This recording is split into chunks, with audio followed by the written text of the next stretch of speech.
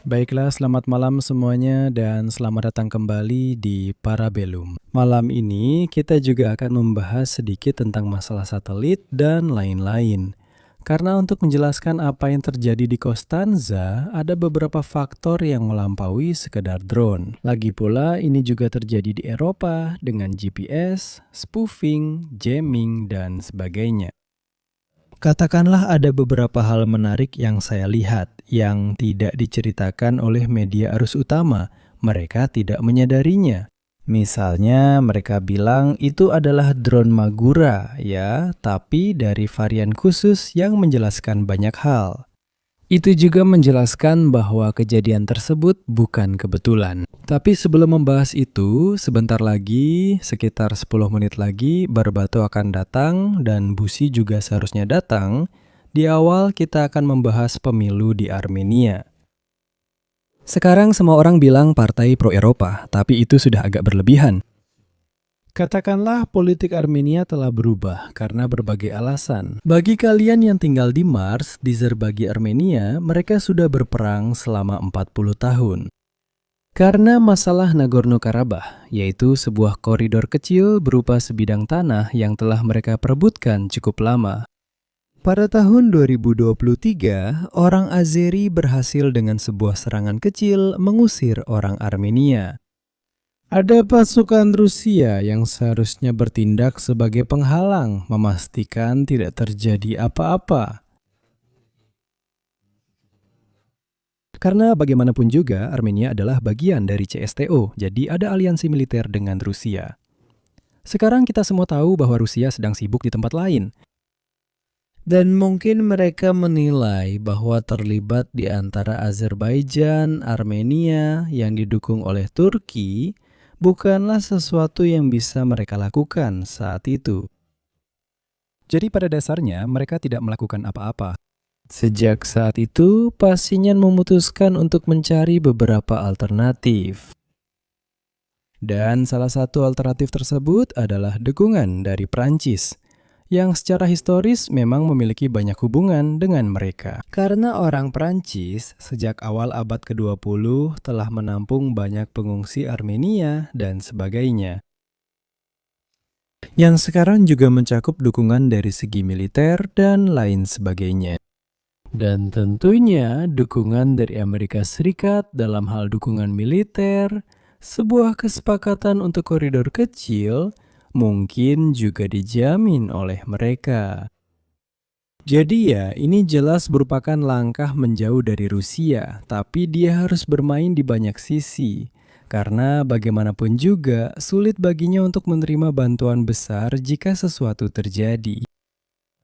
Pasti partai yang berada di posisi kedua, kalau tidak salah sekitar 25%, adalah partainya seorang oligark yang cukup terkenal, dengan banyak koneksi ke Moskow. Sementara Pascini tidak mendapatkan lebih dari 50%. Jadi dalam hal ini pasti ada kemauan. Meskipun televisi Rusia, Putin sendiri tetap saja telah mengirimkan banyak peringatan.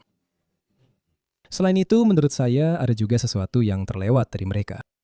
Maksud saya, Putin telah memberikan sebuah wawancara di mana dia mengatakan bahwa perang di Ukraina terjadi justru karena hal ini. Pendekatan ke barat. Sebuah pendekatan ke barat yang agak berbeda dari pembahasan tentang ekspansionisme NATO dan sebagainya. Itu adalah sebuah peringatan, seperti mengatakan, hati-hati, karena jika kalian terlalu mendekat, mungkin akan berakhir seperti di Ukraina. Kalian bisa menemukan ini secara online, maksudnya dia benar-benar mengatakannya, tentu saja tanpa banyak masalah. Hal ini juga dikatakan oleh TV Rusia di berbagai program, intinya begitu. Ada berbagai peringatan kepada orang Armenia, intinya untuk memilih dengan benar kan? Seperti itu maksudnya. Sebenarnya mereka memilih sesuka hati mereka sendiri. Dan itu adalah pemerintahan yang, meskipun memiliki mayoritas, tetap memiliki masalah internal. Kenapa ada masalah internal? Karena demi mendapatkan perdamaian dengan orang Azeri, dia pada dasarnya telah melepaskan Nagorno-Karabakh. Dan tentu saja ada partai-partai oposisi yang terus mengkritiknya karena dianggap terlalu mudah menyerah dalam hal ini. Selain itu, orang Azeri juga meminta agar konstitusi negara Armenia diubah terkait. Fakta bahwa Nagorno-Karabakh disebutkan dalam konstitusi sebagai wilayah mereka, dan mereka menginginkan perubahan. Katakanlah dia mendapati dirinya menghadapi Rusia yang tidak menjamin apapun, dan negara-negara barat yang hanya membantu dari luar, tapi janganlah kita saling menipu. Jika orang Azeri masuk, bukan berarti Perancis atau Amerika akan mengirimkan pasukan mereka. Paling jauh, mereka akan membantu tentara Armenia, seperti yang sudah mereka lakukan dengan pengadaan senjata dan penasihat. Tapi tentara Armenia tidak berada dalam kondisi untuk bisa bertempur, setidaknya untuk menghadapinya. Saat ini melawan orang Azeri yang didukung oleh Turki. Jadi mereka harus bermain di berbagai pihak dan berusaha untuk tetap memperkuat diri.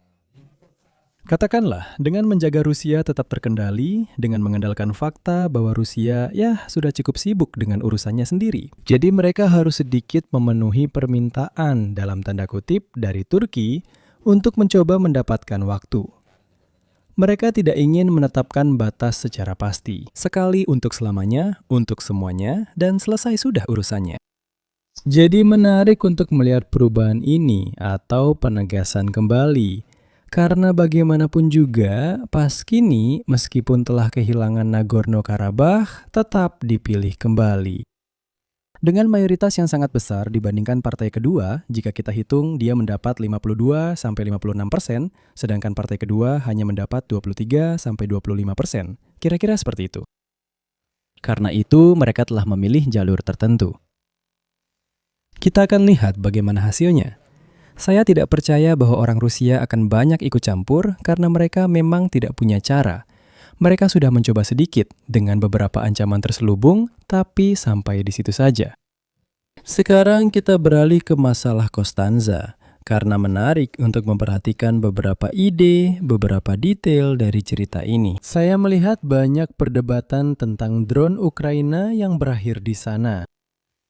Ada dua hal yang saya lihat yang belum pernah disebutkan siapapun di artikel manapun dan sebagainya. Pertama, itu adalah sebuah korvet Rusia yang melakukan peperangan elektronik yang kurang lebih berada di area tersebut. Kemungkinan besar dengan sistem KT-25 yang terpasang di atasnya, yaitu sistem yang dibuat untuk melakukan jamming, mengganggu sinyal radio, internet, dan sebagainya.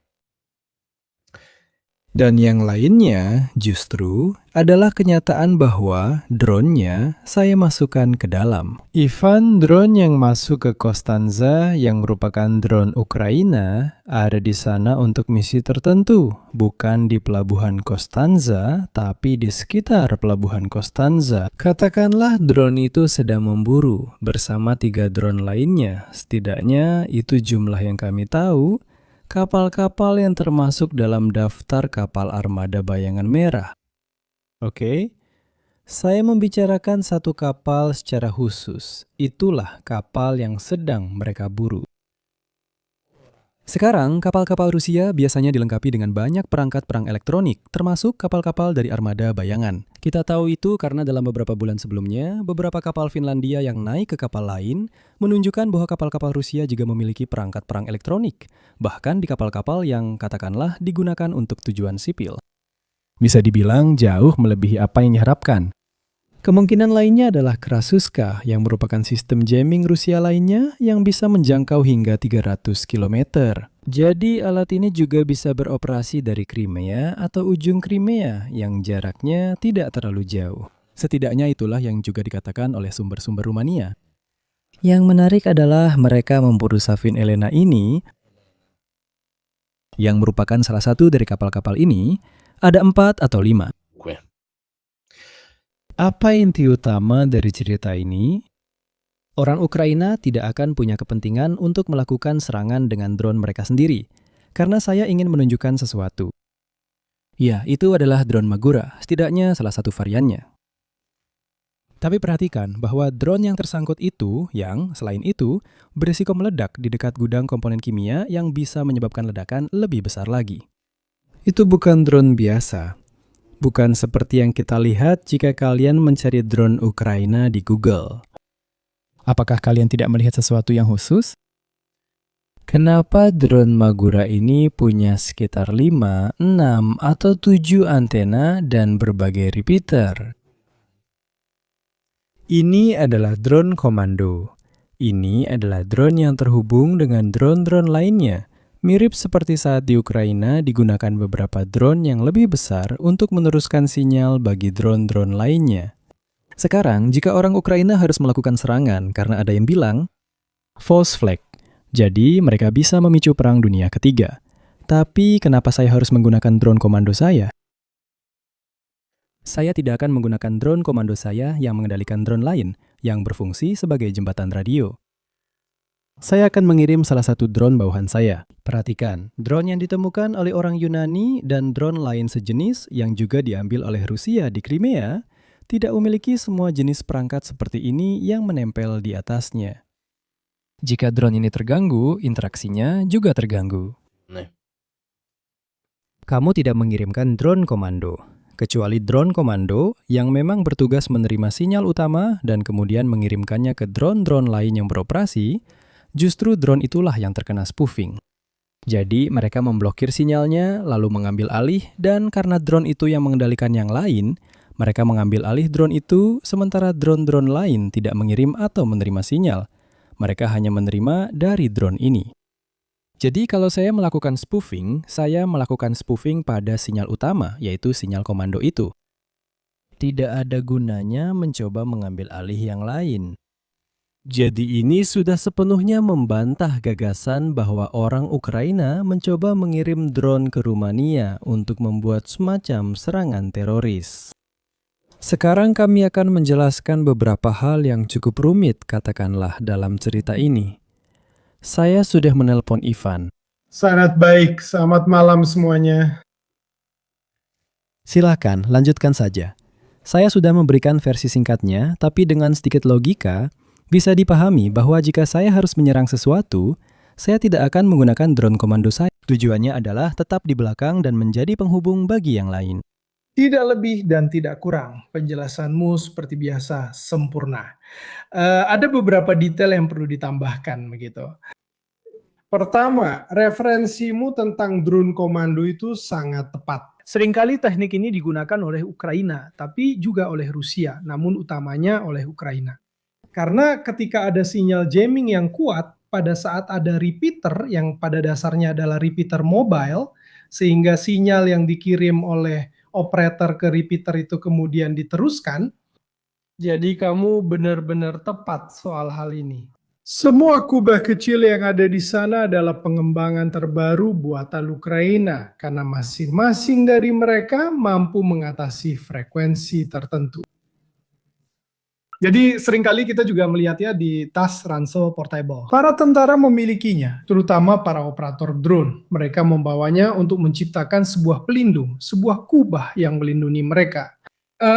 Sinyal jamming, dan dalam kasus ini kemungkinan besar digabungkan dengan spoofing. Sinyal jamming adalah sesuatu yang dilakukan dengan menggunakan antena. Oke, jadi drone-drone ini, baik yang laut, darat, atau FPV, bahkan yang darat belakangan ini, pada dasarnya menerima sinyal GPS. Namun sinyal tersebut sampai ke bumi dengan sangat lemah. Jadi, ketika ada antena yang kuat untuk mengganggu, antena itu bisa menutupi sinyalnya, sehingga membuatnya menjadi kabur. Namun, ada teknik lain dalam kasus ini, yang disebut microning dalam bahasa Inggris, yaitu bukan bekerja dari antena, tetapi bekerja dari penerima. Dalam kasus ini, kemungkinan besar itulah yang dilakukan. Saya tidak berhasil mengirimkannya kepadamu lewat email, tapi nanti kita akan menambahkannya untuk komunitasmu. Sudah ada beberapa laporan yang beredar, terutama yang berkaitan dengan Rumania, salah satunya dari Spire 2025, yang menjelaskan bahwa di sepanjang pantai, khususnya di daerah Konstanza, ada antena-antena Rusia. Nah, lihat, mari kita tunjukkan sesuatu yang sangat praktis kepada komunitasmu. Yang ini namanya Mengu, dan ini adalah alat kecil sekali. Oke? Ini adalah router yang sama seperti yang kita semua punya di rumah. Apa yang dilakukan router? Router menerima internet dari fiber optik atau dari sistem lain, seperti Starlink dan sebagainya. Dan kemudian router membagikannya ke semua perangkat, ke semua komputer dan ponsel yang kita miliki di sistem kita, di jaringan lokal kita yang disebut LAN. Pada saat kita memiliki alat seperti ini, kita sering menggunakannya dalam keamanan siber untuk memutus sinyal. Apa yang dilakukan alat ini? Alat ini adalah sesuatu yang universal dan sangat sederhana. Begitu kamu memasang sistem operasi yang disebut Pineapple, apa yang dilakukan alat ini? Kamu mencegat sinyal, bayangkan saja, di rumah kita. Oke? Jadi kita mencegat sinyal dari tetangga. Jadi saat ini kita tahu router milik tetangga, namanya apa dan berapa alamat IP-nya. Terutama kalau routernya model lama, alamat IP V4, V2 itu jauh lebih mudah. Dan kemudian kita tambahkan satu hal lagi, yaitu antena kecil ini. Yang satu ini khususnya adalah 2,4 GHz. Pada saat kita mengkloning Wi-Fi-nya, lain kali dia akan terhubung ke yang ini, bukan dengan yang aslinya. Pada saat antena kecilnya lebih kuat, kamu bisa memutuskan koneksinya. Dalam kasus itu, apa yang kamu lakukan? Disinilah spoofing masuk. Apa yang kamu lakukan? Atau kamu sudah menyiapkan sebuah situasi yang pada dasarnya sudah kamu cloning, sangat mirip dengan milik tetanggamu. Dalam kasus ini kita pindahkan dari dunia sipil ke dunia militer. Jadi kamu bisa memutuskan koneksinya dan menunggu dia, sinyalnya, mencoba untuk terhubung kembali. Jadi kamu menyadap dan melakukan sesuatu yang orang Amerika sebut sebagai man in the middle. Kamu menempatkan dirimu di tengah dan mencoba menyadap dari pengirim ke penerima. Apa yang sedang terjadi? Mereka menyebutnya man in the handshake. Jadi seperti berjabat tangan, kamu melakukannya membuat mereka percaya bahwa kamu adalah router, dalam hal ini router drone, dan kamu menempatkan dirimu di tengah, dan dalam kasus itu, kamu memberikan koordinat lain. Kemungkinan besar itulah yang terjadi. Jadi di sepanjang seluruh pantai, bukan hanya antena kuat milik Rusia, bukan hanya kapal dan perahu kecil, tapi kemungkinan besar juga ada unit-unit bahkan yang bergerak jika diinginkan. Sebuah antena kecil seperti ini bisa menjangkau 10, 20, 30 meter, tapi juga bisa menembus dinding. Jadi ini memang alat yang dibuat dengan cukup baik. Ketika kamu membeli yang lebih kuat, itu bisa memperluas spektrum. Jadi misalnya ketika kamu menyebutkan 30 km, benar sekali, itu bisa dilakukan dengan antena tetap yang kuat. Tapi di area itu ada sebuah Corvette merah. Karena belakangan ini orang-orang Ugrinia merilis beberapa video di mana mereka menyerang kapal dan sebagainya, ada 5 kapal dari armada bayangan ini yang kemudian keluar masuk armada bayangan karena mereka berganti pemilik, negara, dan sebagainya. Para Rusia kurang lebih mengawal mereka. Bisa dibilang mereka tetap berada di sekitar situ dan mungkin memasang KT-25 ini atau Karasuska yang beroperasi dari pantai. Karena kemudian masing-masing saling memantulkan sinyal satu sama lain, mereka saling meniadakan sinyal, jadi pada dasarnya saling tumpang tindih. Sinyal dari drone tidak lagi terdengar oleh pihak Ugrinia, dan mereka bisa masuk dengan mungkin perangkat lain yang punya sinyal lebih kuat, meskipun secara teknis jangkauannya lebih kecil karena memang lebih lokal. Ngomong-ngomong, untuk menunjukkan perbedaan antara drone yang akhirnya sampai di Konstanza, drone Magura 5 yang khas, seperti yang bisa kalian lihat, drone Magura 5 yang khas tidak memiliki semua repeater itu, dan sebagainya. Biasanya hanya punya 1 atau 2 cadangan, beberapa kamera, dan hal-hal seperti itu. Jadi memang sangat berbeda. Itu adalah drone komando, dan tidak ada yang waras akan mengirimkan drone biasa. Mereka akan mengirimkan drone komando untuk melakukan hal seperti itu. Kalau memang harus dilakukan, kalau mau melakukan operasi false flag, drone komando akan kamu jaga tetap jauh dan kamu kirimkan drone yang lain. Masalahnya adalah drone komando itu yang menerima komunikasi dan meneruskan komunikasi. Jadi kalau ada yang menyusup di tengah, drone itulah yang akan kena. Itu adalah masalah khas ketika ada sentralisasi komando atau informasi. Kalau kamu kena tipu, semuanya kena, bukan satu persatu. Benar sekali. Hal seperti ini terus berlanjut. Hal ini sangat menarik. Karena kalau kita lihat juga fakta bahwa rutenya sudah diatur dan dia dipandu, menunjukkan bahwa setelah mereka mengambil alih kendali, mereka sudah tahu kurang lebih harus kemana. Saya tambahkan satu faktor lagi yang menurut saya penting, kenapa semua kekacauan ini terjadi dengan Rumania. Tepat di periode ini yang sangat berbeda dari apa yang terjadi di tahun-tahun sebelumnya. Maksud saya, drone-drone yang berakhir di Rumania karena kesalahan atau karena dicegat memang benar. Dalam 2 tahun terakhir, drone-drone itu berakhir di Rumania. Tapi itu bukan kesengajaan dari pihak Rusia untuk menimbulkan kerusakan. Sangat berbeda dengan apa yang terjadi dengan drone beberapa minggu lalu, yang justru terbang, mengikuti jalur, medan, dan sebagainya, lalu masuk. Ngomong-ngomong, mereka menunjukkan 2 hal khusus kepada saya, lalu kalian bilang apakah itu kebetulan? Tapi kalau saya menaruh banyak titik jadi satu, daerah tempat drone Rusia itu jatuh di Rumania, namanya apa? Terima kasih. Saya tidak ingat namanya, tapi pasti ada yang tahu. Tapi sepertinya dia adalah pahlawan Ukraina terkenal dari tahun 1700-an. Menarik bukan? Nah, itu berakhir tepat di Galati, tepat di lingkungan yang memakai nama seorang pahlawan. Saya kira mereka adalah Kosak pada masa tahun 1700-an. Menarik sebagai sebuah cerita. Yang lainnya adalah bahwa Ivan Mazepa sendiri, benar, lingkungan itu bernama Mazepa. Dan nama itu berasal dari hal ini. Lihat, hal-hal seperti ini memang menarik bukan? Kebetulan? Yang lainnya, yang lebih penting adalah bahwa orang Rumania sedang memulai proyek Neptune, yang pada dasarnya adalah proyek pemanfaatan ladang gas besar di wilayah eksploitasi eksklusif mereka. Kebetulan tepat di daerah itu di depan Konstanza, dan kebetulan ini bisa menjadi peringatan bagi mereka, seperti mengatakan lebih baik mundur, karena kalau sebuah drone saja bisa masuk ke pelabuhan, apalagi kalau kami ingin menyerang fasilitas eksploitasi. Karena kalau tidak ada penjelasan untuk percepatan ancaman seperti ini.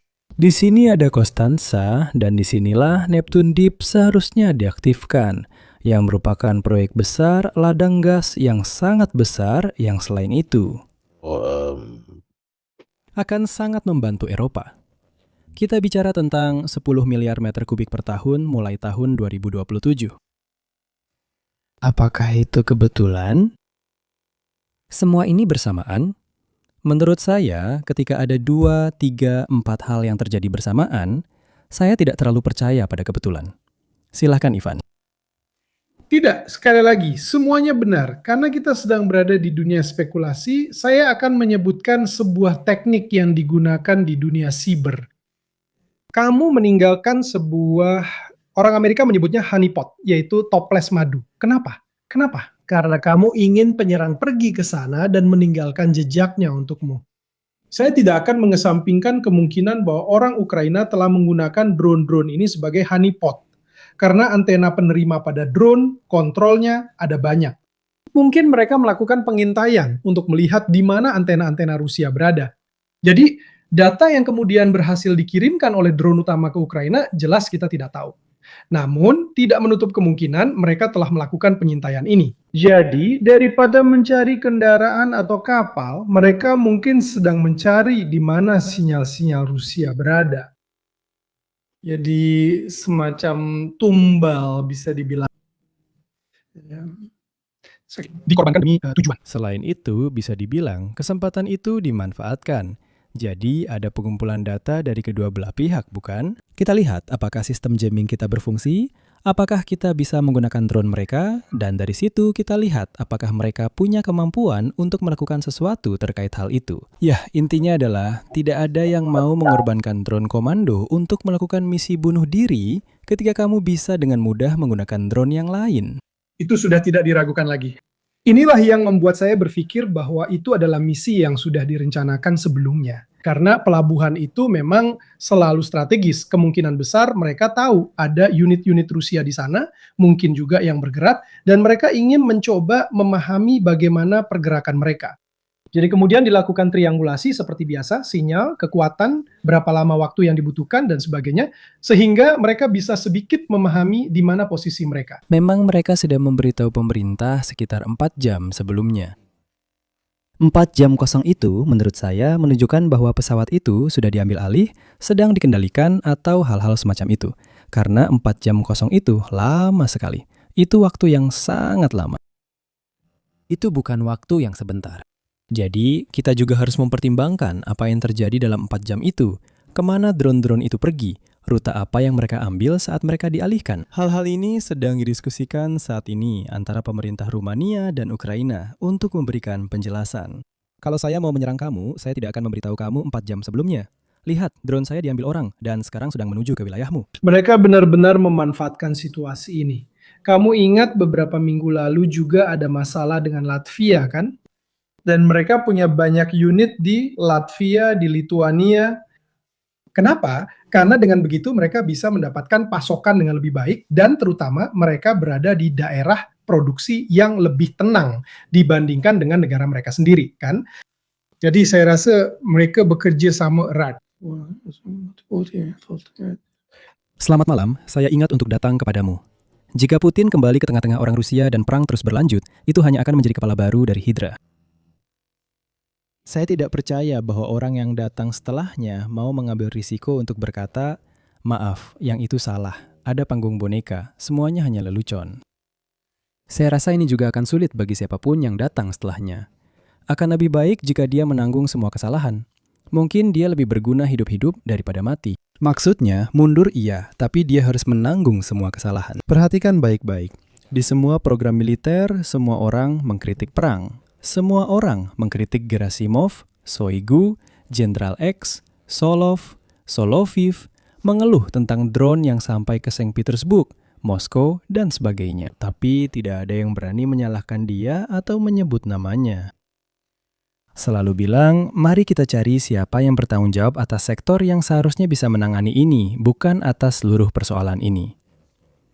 Cara yang berbeda. Intinya, tidak ada yang berani menuding bos besar. Untuk itu akan butuh waktu lama. Jadi, dia lebih berguna saat masih hidup. Ada lelucon terkenal yang sering diceritakan tentang pemerintah Rusia, kan? Jadi, ketika seseorang menjadi Perdana Menteri di Rusia, dia menulis surat, bahkan 2 surat, dan berkata kepada penggantinya, kalau terjadi sesuatu, buka surat ini. Begitu kan? Begitu kan? Bahkan, tulis 2 surat.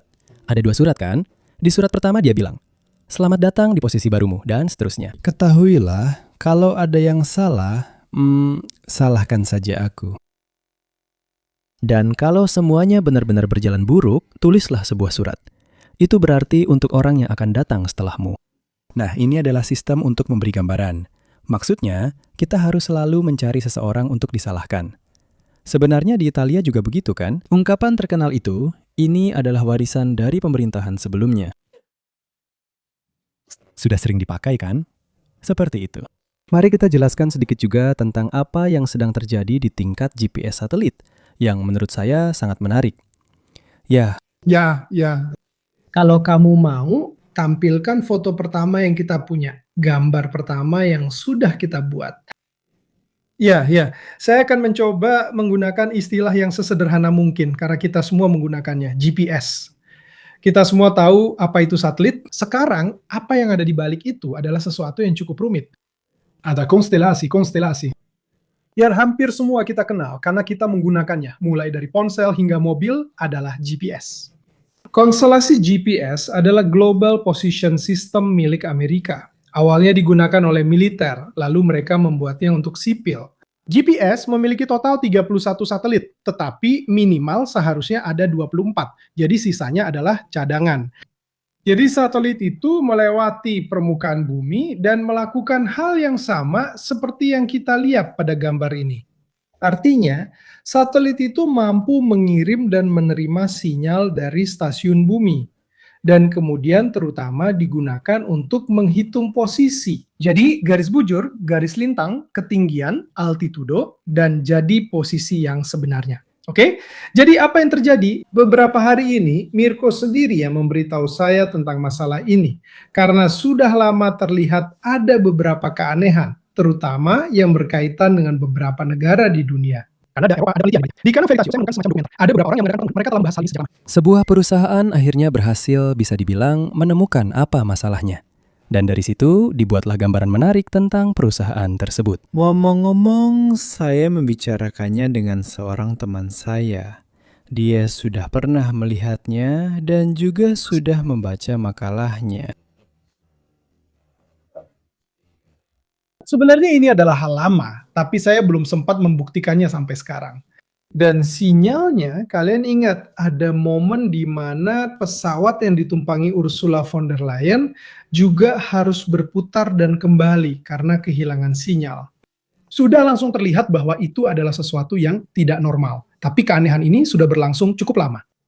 Seorang profesor dari Universitas Texas St. Humphrey berhasil membuktikannya. Dia mengumpulkan sejumlah besar data dan berhasil membuktikan apa yang terjadi. Dan yang terpenting, dia berhasil mengaitkan keanehan-keanehan ini dengan faktor manusia. Jadi ini tidak terjadi secara otomatis, tetapi terjadi pada hari-hari tertentu dalam seminggu, hari kerja juga, selama 2 detik juga. Selama 2,5 detik.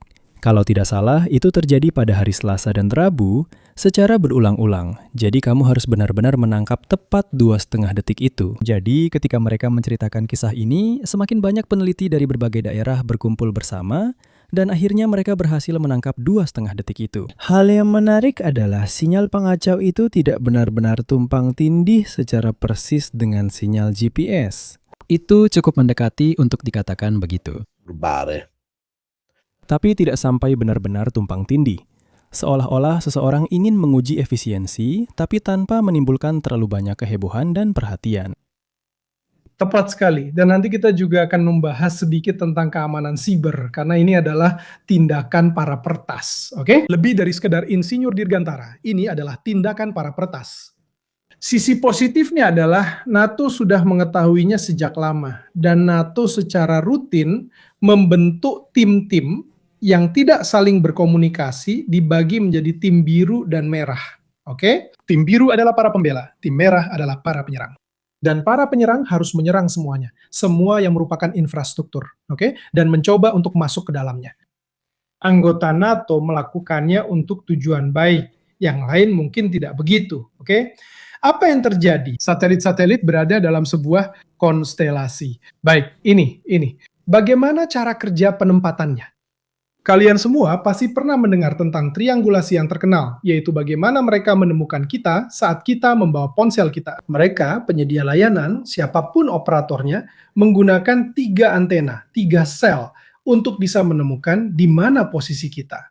Di bidang satelit, secara garis besar, cara kerjanya hampir sama. Namun, ketika tingkat presisi harus menjadi antara 3 hingga 5 meter, jadi benar-benar sesuatu yang hampir mendekati milimeter. Mengingat jarak satelit-satelit tersebut, dibutuhkan satelit keempat. Kenapa hal ini dilakukan? Jadi, apa yang dilakukan satelit-satelit itu? Mereka semua berada di orbit yang sama, oke? Mereka bisa saja geostasioner, atau bergerak dengan kecepatan masing-masing, tapi tetap berada di orbit yang sama. Jadi, apa yang dilakukan satelit? Satelit mengirimkan sinyal. Karena semuanya diatur berdasarkan jam, pada akhirnya sinyal yang paling penting adalah waktu. Berapa lama waktu yang dibutuhkan sinyal itu? Untuk pergi dari satelit ke penerima di bumi, lalu dari penerima kembali ke satelit. Perhitungan ini memungkinkan kita mengetahui posisi, ya, baik di bumi maupun posisi satelitnya. Karena, ya, hal-hal yang rumit, tapi pada dasarnya apa yang harus dilakukan? Bumi jelas tidak datar, ada atmosfer yang menyebabkan serangkaian difraksi, gangguan pada sinyal-sinyal. Bisa dipikirkan juga tentang rotasi bumi sementara itu. Rotasi bumi, kecepatan yang sama, cuaca tidak selalu sama, dan semua hal-hal seperti itu. Jadi waktu biasanya mereka bekerja menggunakan jam atom, jadi presisi dan kesempurnaan mutlak. Oke, namun sinyalnya saat sampai ke bumi itu lemah, ingatlah hal ini. Itulah sebabnya sinyal itu bisa diganggu. Satelit keempat itu memungkinkan kita apa? Yaitu menambahkan posisi, garis bujur, garis lintang, ketinggian, dan waktu yang sangat penting. Jadi dalam bidang satelit kita tidak melakukan triangulasi seperti di darat, tapi kita melakukan trilaterasi. Jadi 4 satelit bisa menentukan posisi kita dalam radius yang masih sangat masuk akal. 3, 4, 5 meter di mana kita berada. Kalau kalian masih ingat, beberapa tahun lalu, saat kita menggunakan GPS di mobil, saat kita bergerak, titik di GPS kita, di peta GPS kita, butuh waktu untuk merespons. Sekarang jauh lebih cepat, oke? Jadi dengan 4 satelit, kita punya posisi yang tepat. Mirko, kita lanjut? Nah, seperti ini. Jadi satu satelit misalnya, bayangkan saja berada di atas Eropa, bisa memetakan semacam kubah. Tentu saja, karena permukaannya tidak datar, semuanya bekerja dengan bola. Apa yang dilakukan satelit? Satelit hanya mengirimkan sinyal waktu yang tepat. Penerima di darat menerima dan menghitung waktu tempuh sinyal tersebut. Jadi jaraknya pada dasarnya memang terkait dengan seberapa cepat sinyalnya sampai kepada kita, serta waktu dan saat kedatangannya. Jadi dengan satu satelit kita bisa mengetahui suatu posisi tapi sangat-sangat luas. Maksudnya, jika kita berada di jalan, di dalam gedung, atau di persimpangan, itu sangat berbeda dengan berada di awal jalan. Jadi, kita menginginkan tingkat akurasi yang hampir mutlak. Mirko, kita lanjut. Nah, langkah kedua itu apa? Kita membuat irisan, karena semua bola ini kemudian mulai saling beririsan, dan posisi menjadi semakin detail. Jadi, setiap satelit menambahkan batasan baru. Tepat dari irisan-irisan itu, kita bisa memperkecil area, sampai akhirnya dengan satelit ketiga, kita sudah memiliki posisi yang pasti. Kita tidak mengetahuinya dengan presisi mutlak, tapi kita sudah memiliki posisi yang pasti. Langkah terakhir. Ini dia. Satelit keempat memungkinkan kita untuk sinkron dengan waktu. Jadi, apa yang dilakukannya? Menghilangkan ambiguitas, memperbaiki kesalahan, karena ada hal-hal biasa yang sudah kita bicarakan dan kita ketahui. Atmosfer bumi, difraksi, hari yang panas berbeda dengan hari yang dingin, apakah ada awan atau tidak, dan lain sebagainya. Sinyal satelit adalah salah satu hal yang paling sensitif yang ada. Itulah sebabnya, seringkali di zaman modern, Sinyal ini juga mudah untuk diganggu karena bagaimanapun juga sinyalnya kehilangan intensitas. Jadi untuk memberi gambaran, sinyal respons yang datang dari satelit saat kamu menerimanya hanya memiliki sekitar 1/20 dari kekuatan aslinya, bahkan bisa kurang. Jadi itu sesuatu yang hampir tidak terasa. Jadi hanya butuh sedikit saja untuk mengganggunya. intinya teman-teman, itulah yang dulu sering terjadi pada kita semua, dan masih terjadi ketika kita berada di jalan tol. Akan ada saat di mana kita menangkap dua stasiun radio sekaligus, karena sinyalnya begitu lemah sehingga bisa saling tumpang tindih. Itulah yang dilakukan oleh spoofing dan jamming. Jamming bisa sepenuhnya menutupi sinyal, jadi saya mengirimkan sinyal yang lebih kuat, atau jika saya melakukan sesuatu yang lebih canggih, saya mencoba menirunya, dan sekarang kita akan lihat nanti dengan drone apa yang terjadi, dan saya bisa memberinya informasi yang berbeda. Sekarang kita langsung ke bagian drone, Mirko, yang terakhir. Bagaimana cara melakukan jamming? Jadi jamming itu tidak terjadi. Lalu jangan lupa kita lanjut ke bagian Profesor Anfle untuk memahami apa yang telah dilakukan oleh Rusia. Dan jamming tidak dilakukan dari satelit, tapi dari penerima di darat. Oke, kenapa? Karena sinyalnya sampai dalam keadaan lemah. Jadi kalau saya punya antena yang kuat, seperti yang ada di banyak pos-pos Rusia, saya bisa sepenuhnya menutupi sinyalnya. Jadi seperti kalau saya punya stasiun radio dengan antena yang jauh lebih kuat dari stasiun lokal, saya bisa menutupinya. Pada dasarnya, stasiun lokal tidak bisa mengirimkan apapun. Tidak ada yang bisa menerima sinyalnya. Atau kalau tidak, apa yang terjadi? Mencoba menirunya. Jadi dia bisa mengkloningnya atau sekedar menirunya. Lalu apa yang terjadi? Mencoba menyebabkan sedikit keterlambatan, oke? Pada saat penerima drone sedang mencoba untuk bergerak maju, jangan lupa bahwa drone itu bergerak dengan kecepatan tertentu, sedang terbang, berada pada ketinggian tertentu, dan sebagainya. Jika drone menerima sinyal yang mirip, seperti yang kita bicarakan sebelumnya, saya mengirimkan sinyal yang mirip dengan milik tetangga saya dan menipunya, drone tersebut akan tertipu. Dan apa yang bisa saya lakukan padanya? Saya bisa membuatnya percaya bahwa dia terlambat, jadi dia harus mempercepat. Saya bisa membuatnya percaya bahwa dia telah bergeser dari jalurnya, jadi dia harus memperbaikinya. Saya bahkan bisa membuatnya jatuh pada dasarnya. Jadi itulah yang terjadi. Dan itu terjadi misalnya di sana, di Latvia. Ketika sebuah drone Ukraina jatuh di Latvia, itu bukan karena mereka melakukan kesalahan, tapi karena mereka berhasil mengambil alih dan memberinya koordinat lain. Semua ini terjadi dengan kecepatan yang sangat tinggi. Jadi jika benar-benar ada seorang peretas yang sangat hebat, dia bahkan bisa memasukkan koordinat baru, bisa mengarahkannya ke tempat lain. Jangan lupa satu hal, drone-drone Ukraina saat ini sangat canggih, tapi mereka memproduksi dalam jumlah yang sangat besar. Lalu bagaimana mereka menerbangkannya? Mereka punya sebuah papan, orang Italia dulu membuat Arduino. Sekarang yang lebih sering dipakai adalah sesuatu yang disebut Raspberry, yaitu sebuah komputer kecil, sebuah chip yang bisa kamu program dan beri instruksi. Jadi tindakan-tindakan yang sangat sederhana untuk dilakukan, oke? Jadi ini pada dasarnya adalah perangkat komersial yang relatif mudah didapat. Mari kita jelaskan apa yang telah dilakukan orang Rusia dengan sinyal GPS. Tes ini sudah beberapa kali diulang. Nah, bisakah Anda menampilkan artikel dari profesor itu? Atau mungkin yang saya kirimkan kepada Anda dari Argos, supaya kita bisa memperlihatkan sebuah. Pertama-tama ada grafik yang cukup rumit, kita jelaskan secara singkat, lalu kita kembali ke masalahnya, ke salah satu gambar konstelasi yang kamu punya. Apa yang terjadi? Mari kita mulai menjelaskannya secara lisan.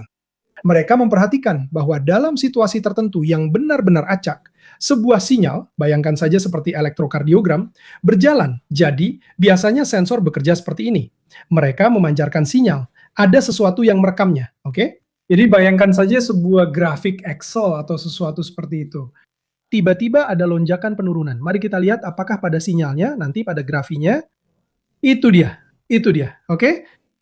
Jadi sinyal CNR tidak perlu dijelaskan, saya tidak ingin menjelaskannya, karena itu hal yang agak rumit. Tapi, lihatlah garis-garis dengan berbagai warna itu, semuanya pada dasarnya horizontal, jadi sangat stabil.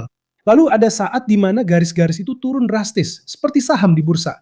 Tapi langsung pulih kembali. 2 menit, 2,5 menit, 2 detik, 2,5 detik.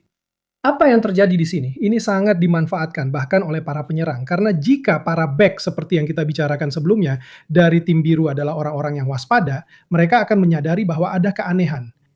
Jadi, apa yang dilakukan oleh seorang profesional sejati? Dia menyuntikkan masalah apa saja dan langsung melepaskannya, supaya kamu tidak menyadarinya. Apalagi sekarang ini semuanya sangat otomatis, jadi sangat mudah untuk menyadarinya. Apa yang terjadi, nanti kita jelaskan lagi dengan satelit. Kalau kamu kembali ke salah satu gambar yang tadi kita punya sebelum satelit, saya bilang, Iva, tapi saya tidak bisa membahas ini selama 1,5 jam. maksud saya harus bicara. Tidak. Saya akan sangat cepat soal ini.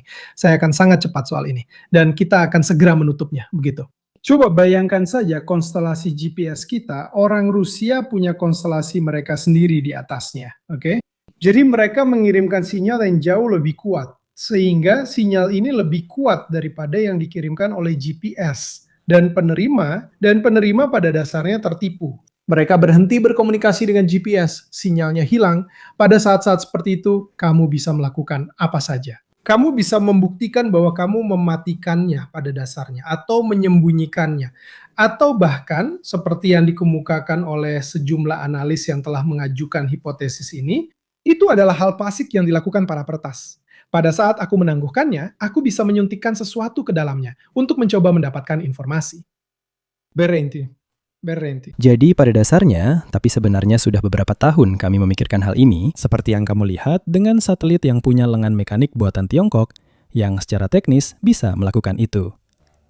Jadi, banyak hal sedang dikembangkan. Kita bicara tentang komunikasi kuantum, kita bicara tentang sistem antena radar di darat, yang mungkin lebih aman karena lebih kuat dan lebih sulit untuk di-jamming. Ada juga seseorang di NATO yang mulai memasang antena-antena ini untuk menghindari masalah seperti ini. Karena sebenarnya GPS seperti Glon sangat rentan, sinyalnya sangat lemah, jadi sangat mudah untuk disusupi, mudah untuk masuk di tengah-tengahnya.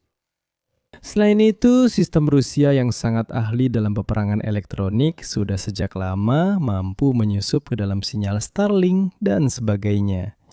Jadi setelah itu silahkan tonton video Veritasium yang menjelaskan hal ini, tentunya sambil menceritakan seluruh sejarah penelitiannya dan sebagainya. Kami sudah mencoba merangkumnya. Sekarang kita bahas apa yang terjadi di lapangan karena ini menarik. Akhir-akhir ini saya selalu mencoba memikirkan fakta bahwa saat ini orang-orang Ukraina tidak menyerang koridor Zaporizhia. Dari Zankoya ke Melitopol, Mariupol, bahkan di wilayah Donetsk, dengan begitu banyak drone dan mereka menyebabkan banyak kerusakan. Mereka punya keuntungan karena saat ini mereka bisa melakukannya. Pasti mereka punya cara untuk mengulang sinyalnya.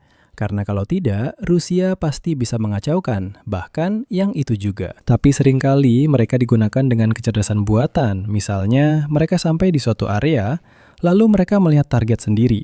Jadi pada titik itu, kamu juga bisa mengacaukannya. Dia tetap bisa melihat target yang harus diserang lewat kamera. Dan mereka menyebabkan banyak sekali kerusakan. Memang, akhir-akhir ini saya perhatikan mereka sangat fokus. Selain ke semua truk yang tentunya mengangkut bahan bakar dan amunisi, juga ke lokomotif yang juga sangat mahal untuk diganti. Ada yang bilang, tapi kenapa mereka tidak menyerang rel kereta? Karena biayanya murah. Biaya untuk memperbaiki beberapa rel kereta jauh lebih murah dibandingkan dengan mengganti sebuah lokomotif. Aktivitas Ukraina ini seperti yang bisa kalian lihat, contohnya lihat saja betapa banyaknya. Ini semua adalah contoh video yang sudah diberi geolokasi di sepanjang jalan. Jadi kalau ada yang mau bukti, kan? Tapi bagaimana kamu bisa bilang ada ratusan serangan? Lihat saja. Ini baru yang terjadi dalam 2 bulan terakhir saja. Ini adalah yang terbaru yang terjadi di sekitar Donetsk. Selain itu, para blogger militer Rusia banyak membicarakan hal ini, mengeluhkan bahwa perang semakin memburuk setiap 6 bulan dan sekarang ada tingkat gangguan logistik yang sangat besar. Ini menarik karena Tunggu, saya salah gambar. Mari kita lihat. Ini dia, kamu bisa punya terlalu banyak. Ini dia.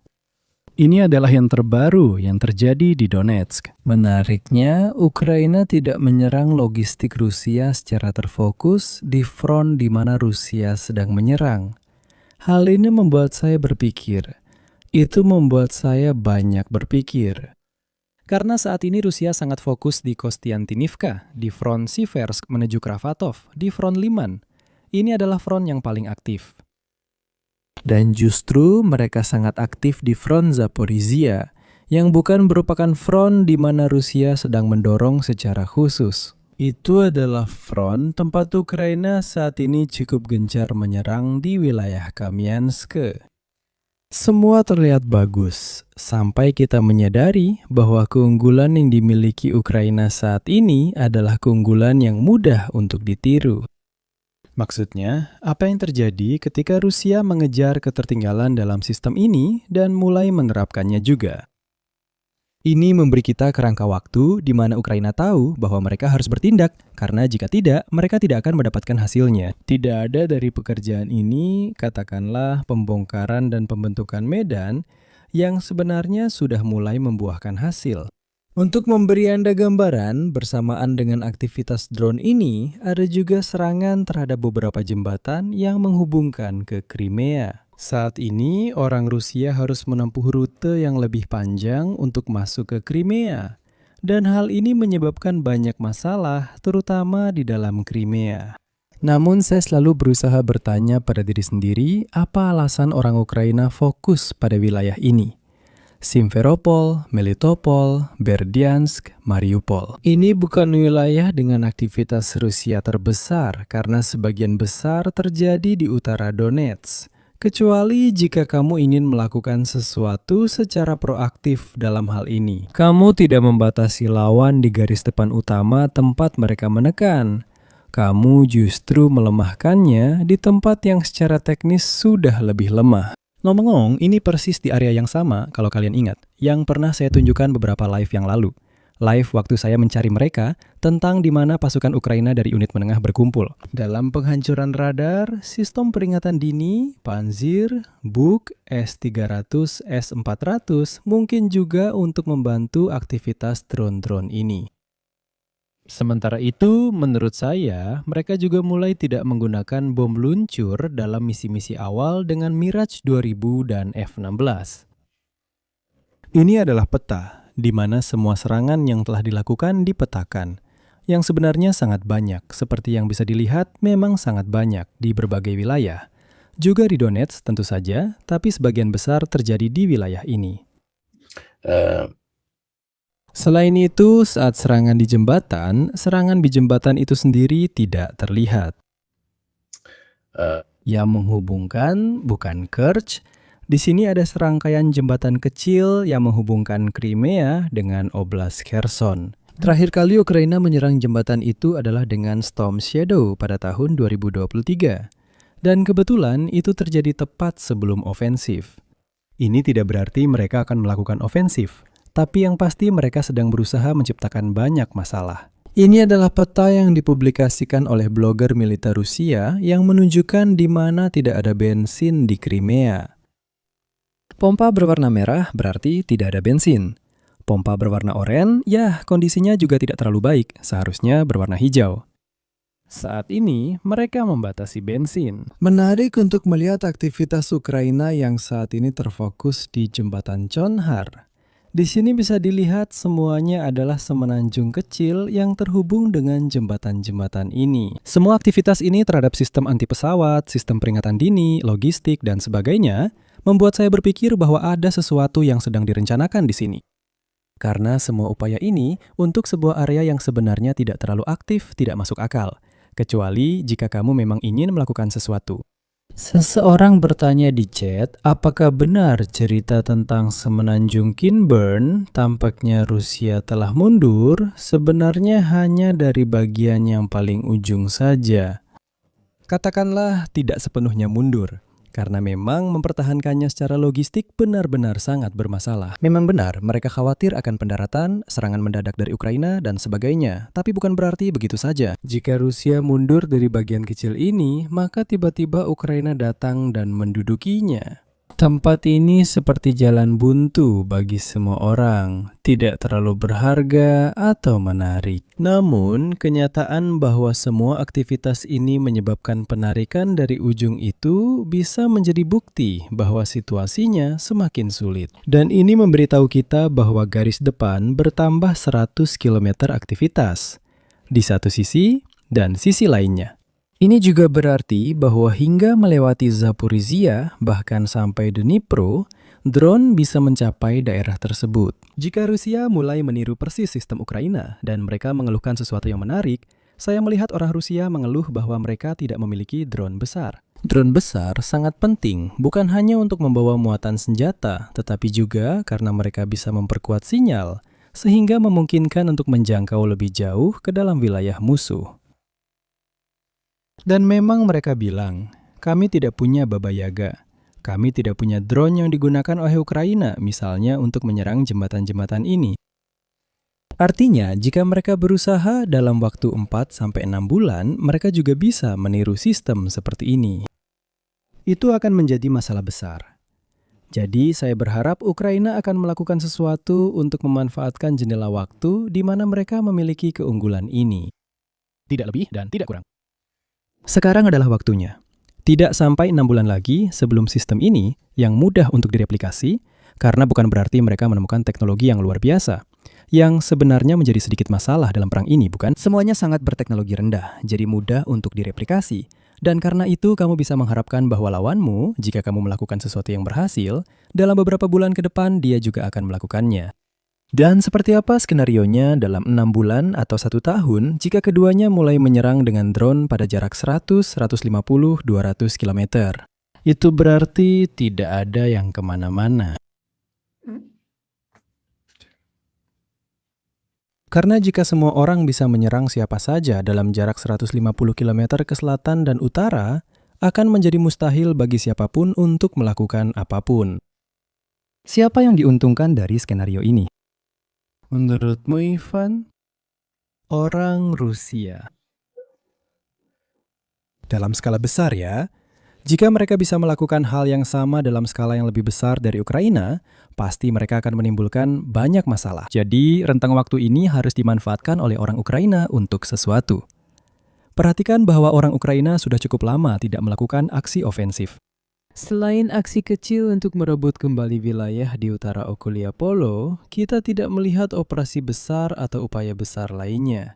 Jadi, hal ini membuat kita berpikir tentang bagaimana perang ini sedikit demi sedikit berkembang. Mari kita bahas situasi di garis depan karena ini menarik. Tentu saja, topik utama siaran langsung ini adalah Kostiantynivka. Karena Kostiantynivka adalah titik kunci dibandingkan dengan Kramatorsk dan Sloviansk. Sementara itu, mari kita lihat apa yang terjadi di garis depan yang lebih utara. Saya selalu memulai dari arah searah jarum jam. Di Vovcha, Rusia terus memperluas wilayah-wilayah ini. Buffer, yang tetap saja membuat pasukan Ukraina sibuk seperti yang Anda lihat. Mereka harus tetap di sana untuk berjaga-jaga kalau-kalau terjadi sesuatu. Tapi umumnya di wilayah Sumy, wilayah Vovcha, tidak ada pergerakan ofensif besar. Belakangan ini ada yang menanyakan tentang Kupiansk. Ada masalah yang terus-menerus dengan Kupiansk, dalam arti ada geolokasi unit Rusia dan Ukraina yang saling bertentangan. Karena sebagian besar pemeta, kamu tahu apa yang dilakukan Ivan? Menurut biasnya.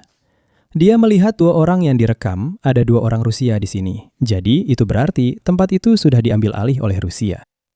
Lalu dia tidak peduli kalau keesokan harinya mereka diserang drone dan sudah tidak ada lagi. Dan ini pada dasarnya menciptakan perdebatan besar di dunia OSINT di antara mereka yang tidak menggunakan metode. Maksudnya, seharusnya ada lebih banyak konfirmasi tentang hal yang sama terlebih dahulu. Bahwa posisinya sudah mantap. Tapi umumnya ada aktivitas Rusia yang kembali dari sisi timur Kupiansk. Geolokasi ganda ini dari Rusia, seperti yang bisa Anda lihat, menunjukkan bahwa memang ada peningkatan aktivitas.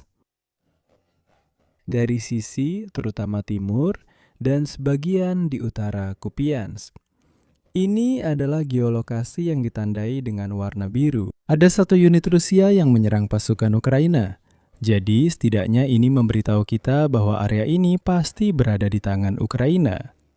Kenapa ada area abu-abu yang sangat luas ini? Karena kamu tidak bisa sepenuhnya memetakan wilayah tersebut. Karena ada kecenderungan untuk tidak mengkonsolidasikan wilayah. Karena wilayah itu memang tidak dikonsolidasikan. Coba saja kamu tempatkan 100 orang di sebuah area. Lalu setiap orang akan didatangi 1 drone setiap jam. Itu tidak mungkin dilakukan. Kamu harus langsung menyerang para operator drone itu sendiri. Ini adalah daerah yang sedikit lebih ke selatan dari Kupiansk. Kita berada di utara Liman, di selatan Kupiansk. Kurang lebih wilayahnya tetap sama dalam hal ini, tidak ada perubahan besar. Namun ada geolokasi pasukan Rusia di dalam Liman. Kenapa kita tahu itu? Karena ada video dari Ukraina, cukup lihat simbol-simbolnya yang mengatakan, lihat, kami telah menyerang infanteri di daerah ini. Itu berarti pasukan Rusia ada di dalam Liman, 2 prajurit infanteri yang mungkin sudah kehilangan nyawa. Jadi seringkali video-video ini digunakan untuk membuat pernyataan yang tidak masuk akal. Akan berbeda nanti saat kita membahas soal Kostiantynivka, karena di sana ada banyak sekali geolokasi. Namun sulit untuk menentukan secara pasti apa yang sebenarnya sedang terjadi. Jika kita melihat wilayah Sloviansk yang berada lebih ke selatan, di sini juga kita melihat infiltrasi Rusia yang semakin menekan unit-unit Ukraina. Terutama di wilayah Mykolaiivka, seperti yang bisa Anda lihat, ini adalah daerah yang lebih tinggi, sehingga pasukan Ukraina dari area ini menggunakan drone. Selalu ada keuntungan bagi operator drone karena jika ada antena di puncak, mereka bisa beroperasi dengan lebih baik. Semua orang berusaha merebut daerah perbukitan karena di sini ada operator drone. Wilayah utara Kostiantynivka, dan disinilah masalah-masalah mulai muncul. Pasukan Rusia mulai mendekat ke Markov karena Markov menarik bagi kami. Karena jika Kostiantynivka jatuh, orang-orang Rusia pasti akan berusaha merebut sistem perbukitan ini. Salah satu dari sedikit dataran tinggi yang ada di antara Kostiantynivka dan Kramatorsk, Sloviansk. Dan pasti memulai dari Markov adalah jalan termudah bersama dengan yang dari Chasivyar. Seluruh perdebatan yang sedang terjadi sekarang, yang juga menjadi alasan live ini, adalah tentang apa yang sedang terjadi di Kostiantynivka. Di Kostiantynivka, karena Kostiantynivka adalah titik logistik yang sangat penting untuk bisa maju. Dan letaknya kurang lebih di sebuah lembah, di sebuah lahan, di lahan yang cukup aneh. Sebenarnya Ukraina mulai mengalami masalah ketika Rusia merebut Berestov, sebuah bukit setinggi 220 meter dan daerah di utara 240 meter. Dari sana, para operator drone mereka mulai menguasai aktivitas Ukraina di dalam kota. Dan saat ini di dalam Kostiantynivka ada 2 hal yang berbeda. Satu adalah area di mana Rusia pasti berada, seperti Inivka, dan di lingkungan-lingkungan seperti itu. Dan kedua, area di mana tentara Rusia dan Ukraina terlihat di dalam Kostiantinivka. Dan ini berarti, pada kenyataannya, bahwa garis pertahanan Ukraina yang sebelumnya selalu berhasil menahan Rusia di luar wilayah kota, kini telah runtuh. Kenapa bisa begitu? Perché ormai entrano Di kanan dan di kiri. Bagaimana jika kita melihat perbedaannya? Titik-titik biru adalah geolokasi Ukraina, artinya video Rusia yang menunjukkan serangan terhadap kendaraan Ukraina dan sebagainya. Deretan di sepanjang jalan ini semuanya adalah kendaraan Ukraina. Masalah mereka adalah logistik untuk masuk ke dalam Kostiantinivka hanya melalui 2 jalan ini. Jadi mereka, orang Rusia, di sini dalam skala kecil sedang melakukan apa yang dilakukan oleh orang Ukraina. Di koridor Zaporizhia, di jalan tol itu, mereka memblokir semua yang mencoba masuk ke dalam Kostiantinivka. Dan di sini kita melihat bahwa titik-titik merah dan biru saling berpotongan. Jumlah geolokasi video Ukraina yang menunjukkan serangan dengan drone. Dengan semua infanteri Rusia atau video Rusia yang menunjukkan serangan terhadap kendaraan Ukraina atau infanteri Ukraina, semuanya tercampur. Praktis sudah tidak bisa dipahami lagi. Secara historis, ketika Rusia berhasil masuk kecuali Kupiansk yang agak mengejutkan. Biasanya, ketika Rusia berhasil masuk ke dalam sebuah kota dengan jumlah pasukan yang lebih banyak, secara perlahan mereka berhasil merebutnya. Ini seperti peta dari Institute for War. Coba kalian bilang sendiri, apakah kalian bisa mengerti sesuatu dari sini? Kami sudah mencoba, dan menurut saya kami sudah melakukan dengan baik. Nanti kita juga akan membahas bagian lain dari Kostiantinivka, tapi saya ingin sedikit menyelah untuk membahas metodologi. Dalam beberapa bulan terakhir, semua orang membicarakan tentang wilayah, kan? Selalu dibicarakan dalam kilometer persegi. Sudah 3 tahun saya mendengar cerita tentang kilometer persegi ini. Saya selalu mencoba dalam siaran langsung saya untuk mengingatkan. Seperti mengatakan bahwa Rusia akan membutuhkan waktu sampai tahun 2050 untuk merebut wilayah ini. Ya, jika tingkat stratifikasi pertahanannya sama. Kamu tidak bisa berpikir bahwa jika Rusia berhasil melewati garis pertahanan Ukraina, seperti yang terjadi pada musim panas 2025, maka kecepatannya akan sama. Dengan kondisi medan yang sama-sama diperkuat, jelas kecepatannya akan tetap sama.